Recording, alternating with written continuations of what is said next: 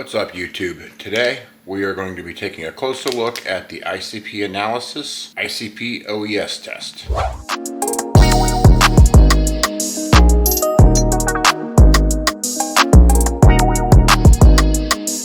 Today, this is video 104. We're going to be taking a closer look at one of the cheaper options of ICP testing that you can purchase off of Amazon or any other third-party retailer that might support it. One thing that's interesting about this test is it's tested here in the States. The setup for this test is pretty straightforward. They have an app that you can use to register. I did have to contact them after initially setting up the app, and once my QR code was scanned in, it didn't match the numbering that was assigned to the paperwork that this test came with. I contacted them and they sent me a new one. They said that there was an error. Some test kits did go out with an issue with that, so I haven't attempted to scan this one in yet. Let's go ahead and take a look at this ICP test and then we'll dive into the app, collect the analysis, and we'll get our results sent off. This is the actual test kit. This is everything in the back that it tests for. It tests for all of your major and minor trace elements that any of your other standard ICP test kits will test for. This test kit does not include a USPS label. And then inside the test kit, only thing you get is one test tube. We get a label for where we need to mail this test kit in as well. This is the new QR code that they sent me. So hopefully when we scan this in on the app, this numbering here will match. This is the original QR code when I scanned it in initially. This numbering didn't match, and we do only get a single vial, so this will be used to collect your sample. They do not include a vial to test your RODI water. So collecting your sample really couldn't be easier. I am gonna rinse this a couple of times. Alright, so we'll just let it fill up.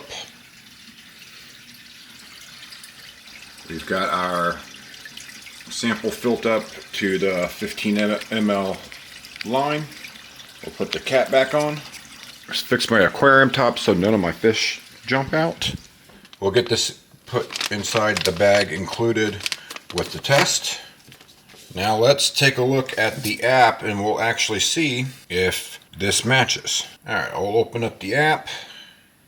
Alright, so side by side, if we take a look at the test I already have in, we can see that the ID assigned to this test ends in 0249, and on the app it is registering it as 0239.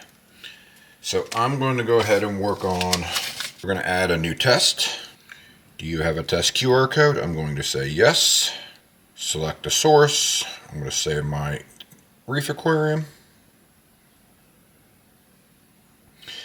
And success. This one registered correctly. Alright, I'm going to go ahead and get the rest of this put together and we'll get this mailed off.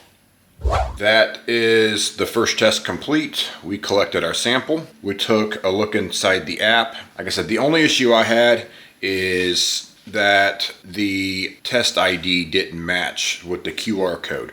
So make sure you compare that and make sure it's correct. I did have to generate my own USPS tracking label.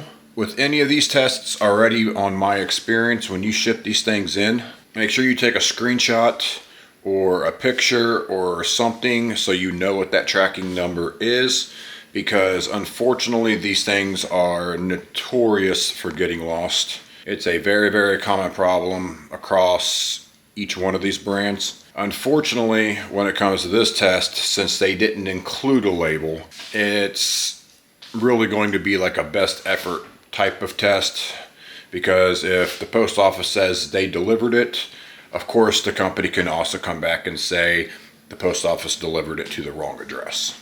This is one of the 4 tests that I'm going to be evaluating and seeing if we get similar results back when compared to the other 3 tests. If you want to see those results, see which ICP test is best for you, please be sure to smash that like and subscribe button.